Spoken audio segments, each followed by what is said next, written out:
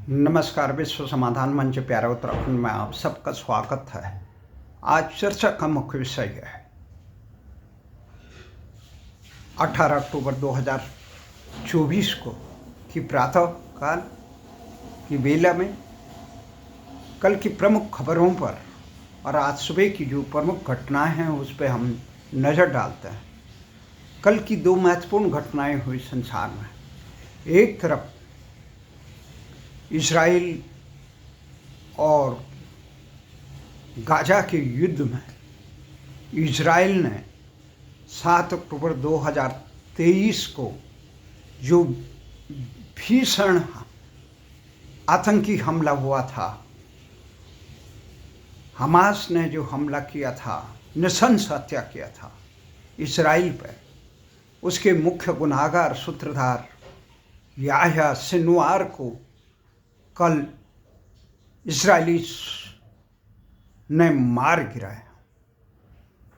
और इसके बाद इजराइल ने ये संदेश दिया कि हमास कभी गाजा में फिर शासन नहीं करेगा और जो उसके बंधक बना रखे हैं इजरायली लोग, उनको रिहा करे, नहीं तो उनको भी नहीं छोड़ा जाएगा, उनका भी हस्त सिनवार की तरफ किया जाएगा। इससे पहले ही इजराइल ने 7 अक्टूबर 2023 के बाद एक साल के हुए हमले में गाजा को बिल्कुल तहस नहस कर दिया।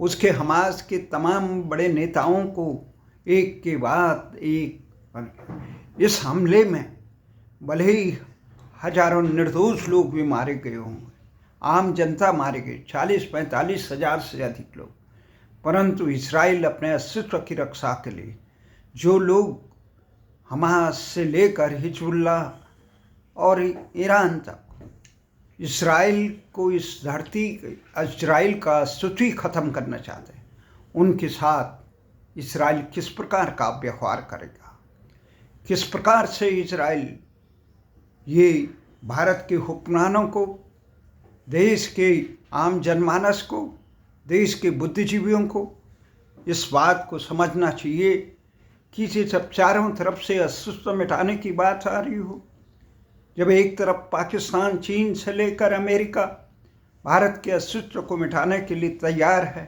भारत को विखंडन करने के लिए तैयार है, भारत को खंड खंड करने के लिए तैयार है, तो भारत उनके साथ कबूतर प्रवृत्ति क्या कूटनीतिज्ञ करने के बजाय इजराइल से प्रेरणा लें, किस प्रकार से अपने अस्तित्व की रक्षा करने के लिए वो राष्ट्रद्रोहियों को, आतंकियों को, दुश्मनों को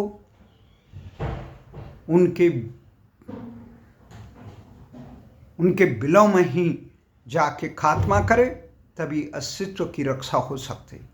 अन्यथा उसके अस्तित्व को है उसी प्रकार ग्रहण लगेगा जिस प्रकार भारत की संसद से लेकर, पुलवामा से लेकर, पठानकोट से लेकर बम्बई हमलों तक निरंतर हमले से छलनी किया। पाकिस्तान के नापाक इरादों के कारण आज भारत का मित्र रहा बांग्लादेश, भारत द्वारा सृजित बांग्लादेश अमेरिका और पाकिस्तान के षड्यंत्र से भारत विरोधी बन चुका है। वहाँ भारतीय संस्कृति को मानने वालों को रौंदा जा रहा, काटा जा रहा है, उन्हें अलग थलग किया जा रहा है, उनके पहचान को, उनके अस्तित्व को मिटाया जा रहा है और भारत के खिलाफ एक भयानक षड्यंत्र युद्ध स्तर पर रणनीति बनाई जा रही है। भारत के हुक्मरान दूसरी तरफ इजराइल से प्रेरणा लेकर, इजराइल से सीख लेकर अपने अस्तित्व की रक्षा के लिए, अपने सम्मान की रक्षा के लिए उन नापाक इरादे वालों को निस्स नाबूद करने के बजाय एक तरफ बेशर्मी से पाकिस्तान और बांग्लादेश से क्रिकेट खेलने का काम कर रहे, उनके यहाँ जाके उनके कुकृत्यों को अंतर्राष्ट्रीय मान्यता दे रहे हैं। भारत को बहिष्कार करना चाहिए। जब तक आतंकी घटनाएं कश्मीर से लेकर कन्याकुमारी तक, पूर्वोत्तर से लेकर गुजरात तक ये जो आतंकी घटनाएं हो रही हैं उसके पीछे किसका हाथ है, ये अब जग जाहिर हो चुका है।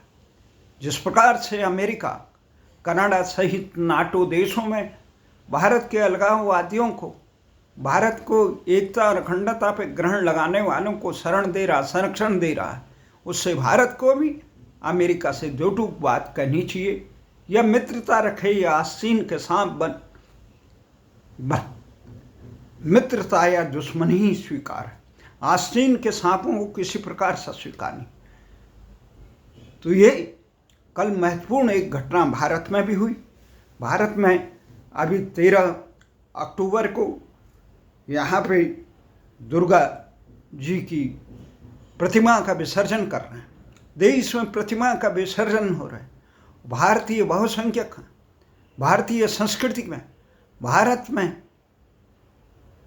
भारत की आराध्य धार्मिक उत्सवों में जिस प्रकार से पथराव किया जा रहा है, जिस प्रकार से हमला किया जा रहा है, जिस प्रकार से 13 अक्टूबर 2024 को गोपाल मिश्रा की यहाँ पे बहराइच में नृशंस हत्या की गई, जिस प्रकार से दुर्गा विसर्जन के जुलूस में पथराव किया गया, और वहाँ जिस घर में पथराव हो रहा था उस घर से जब वहाँ पे राम गोपाल मिश्रा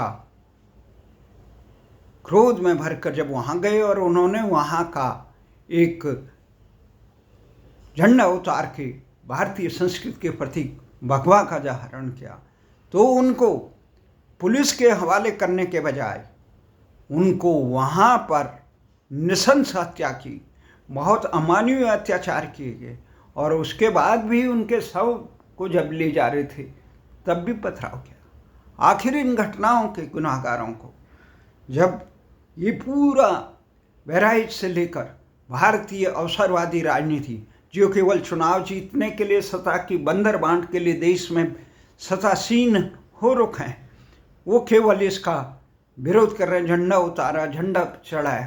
पहले ये बात बताइए कि आप भारतीय संस्कृति के, भारतीय हिंदुओं के, सनातन धर्मों के, यहाँ पे बहुसंख्यक रहने वाले समाज के जुलूसों पे पथराव क्यों करते हैं?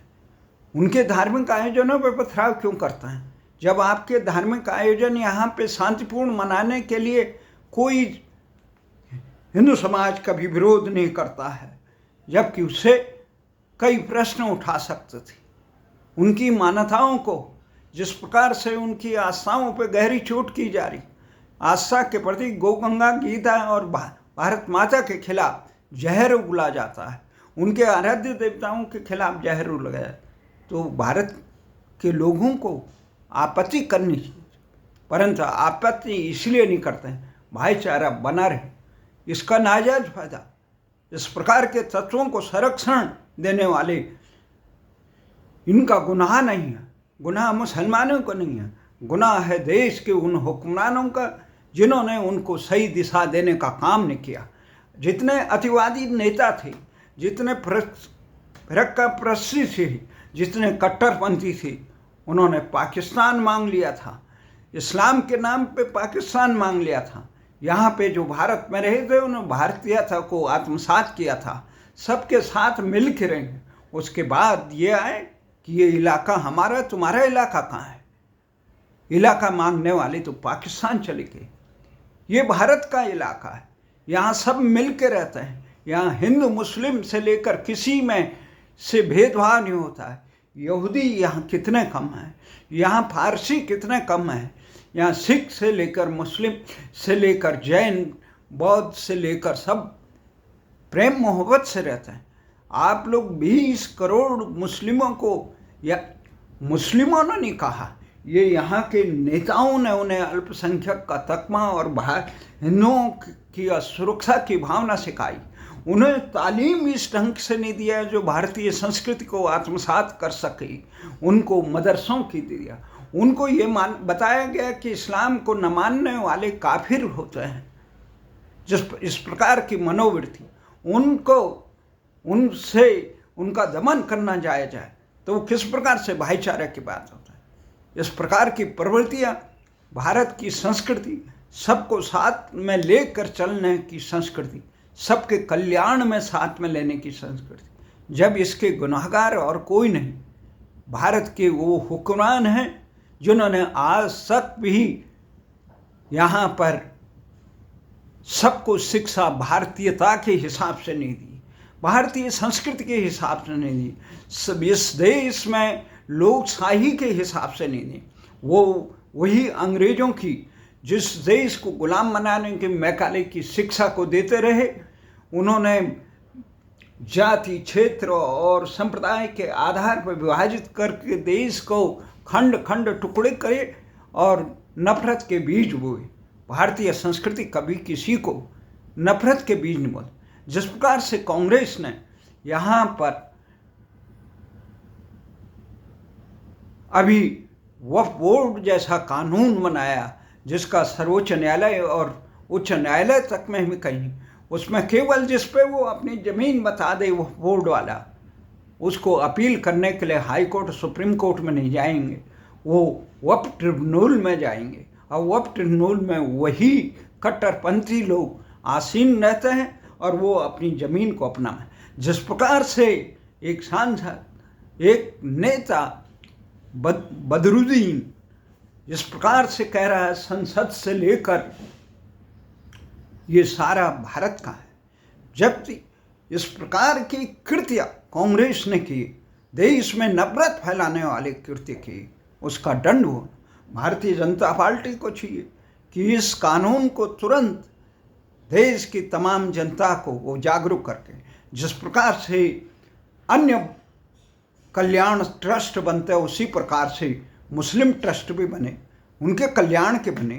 तीसरी सबसे जो भारतीय सेना और रेल के बाद सबसे ज़्यादा ज़मीन जिसके पास है तो यही वक्फ बोर्ड के पास, पर वक्फ बोर्ड की ये ज़मीनें आम जनमानस के, मुस्लिम समाज के कल्याण के काम में नहीं आती। ये वक्फ बोर्ड में आसीन काबिज यहाँ के पदाधिकारी कट्टरपंथियों के निजी स्वार्थ के लिए आती है। तो ये इस प्रकार देश में सामाजिक बेमनुष्यता, किसी के गांव को, किसी के क्षेत्र को, किसी को अपना बताना, तुम्हारा क्षेत्र नहीं, ये भूल गए। देश का विभाजन मुस्लिम देशों में भी इस प्रकार का वक्फ बोर्ड नहीं बना है जिस प्रकार से भारत में कांग्रेस ने अंधतुष्टिकरण के लिए किया। इसलिए कांग्रेस को माफ़ी मांगनी चाहिए। कांग्रेस ही नहीं, जितने भी ये केवल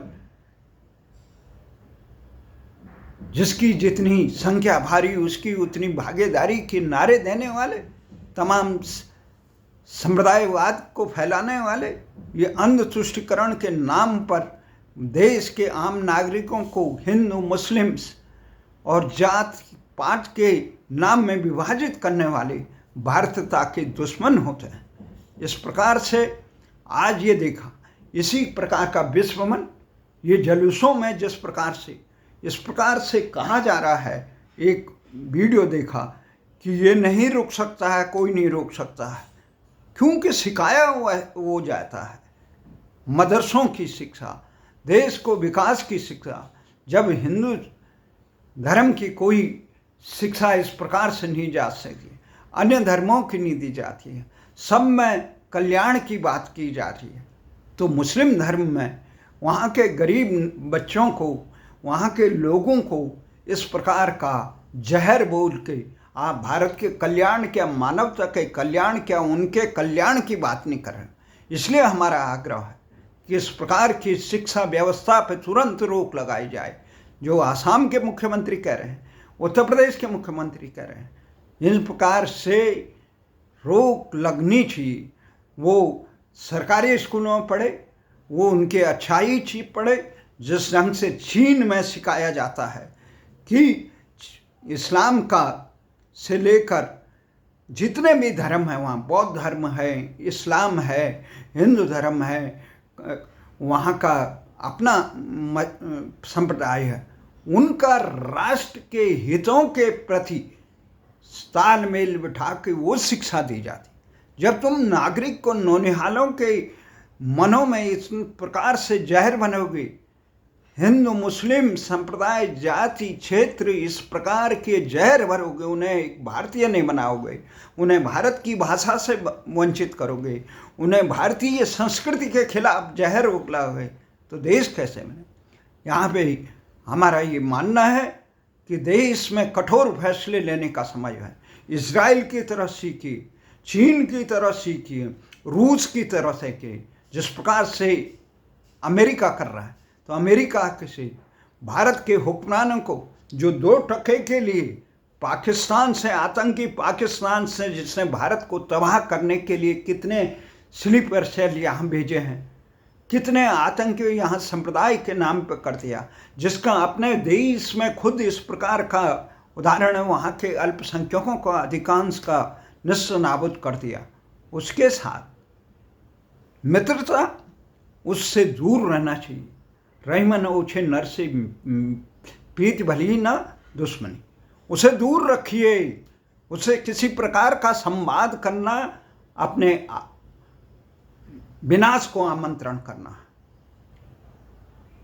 खेल किस लिए खेल रहे हैं, किसके दबाव में खेल रहे हैं।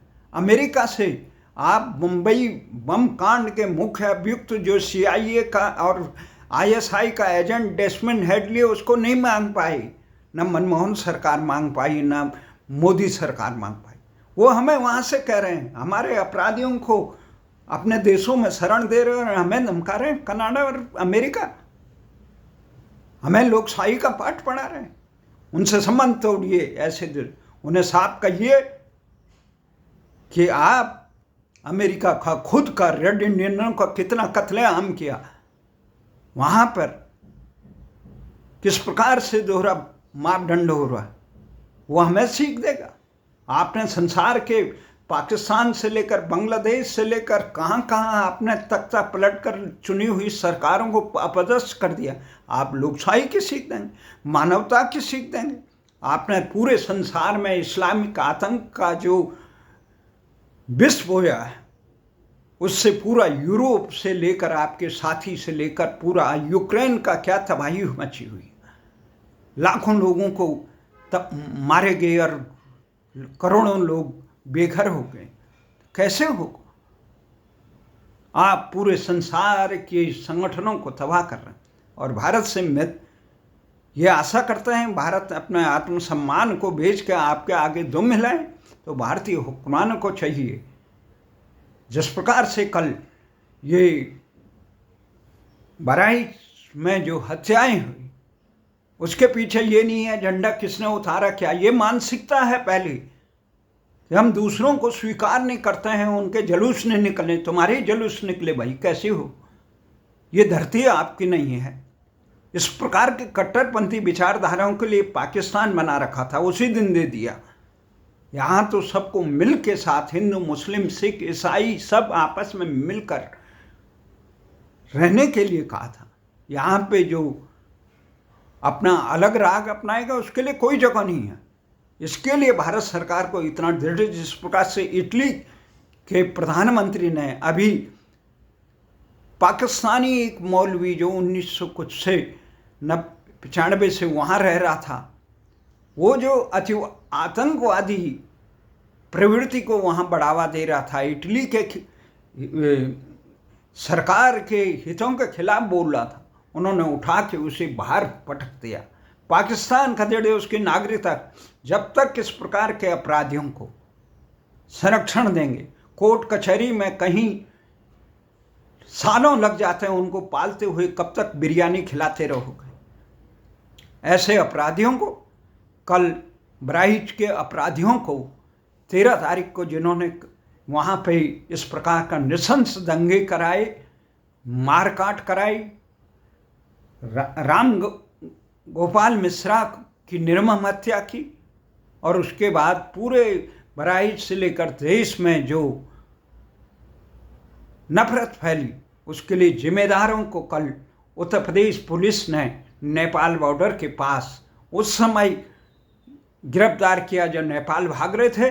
जब गिरफ्तारी के बाद उनके हथियारों को, जिससे उन्होंने राम गोपाल की नामक युवक की हत्या की, उसको उस हथियार को ढूंढने जा रहे हैं तो उन्होंने पुलिस पर फायरिंग की उस हथियार को, जब तो पुलिस से मुठभेड़ में उसके पैरों पे चोट। पूरा देश इंतजार कर रहा था कि उनका खात्मे का। इस प्रकार के प्रवृत्ति, चाहे कोई हल्द्वानी में जाके इस प्रकार के जबरन कब्जा करने वाले, वहाँ की शांति भंग करने वाले लोग हों, इनको किसी ढंग से माफ नहीं किया जाना चाहिए। आतंकी जो समाज में नफरत फैलाते हैं, उनका नफरत का जवाब इजराइल के तर्ज पे देना चाहिए। वहाँ की पक्ष से विपक्ष से लेकर आम जनता रात दिन मर मिटने के तैयार है अपने अस्तित्व के लिए। राष्ट्र का अस्तित्व इजराइल से ज़्यादा खतरा भारत को है। इजराइल में तो सारे देश इजराइल के दुश्मनों के खिलाफ लड़ने तैयार, पर भारत में यहाँ 2 टके के लिए आस्तीन के सांप बने लोगों को कौन बिगाड़ेगा। यहाँ भारत की संस्कृति को गालियाँ देते हैं, भारत की संस्कृति को मिटाने का काम करते हैं, सत्ता के लिए अंध तुष्टिकरण करने वाले लेने। यहाँ पे वक्फ बोर्ड जैसा कानून बनाते हैं, यहाँ पे भारतीय आस्था के प्रति बहुसंख्यक का जो गो हत्या की निर्मम हत्या कराई जाती है, गो तस्करी कराई जाती है, भारतीय भाषाओं को जमींदोज कराया जाता है, भारत का नाम मिटाया जाता है, भारतीय संस्कृति सभ्यता से लेकर शिक्षा पद्धति सबको नष्ट कर दिया। हमारा ये मानना है, जब तक सरकार इजराइल की तर्ज पर बहुत मजबूती से राष्ट्र विरोधियों को किसी भी हालत में बख्शने का काम नहीं करेगी, कठोरता से करें, राष्ट्र के ऊपर मंडरा रहे इजराइल से ज़्यादा बड़े खतरे को नहीं झेल पाएगी।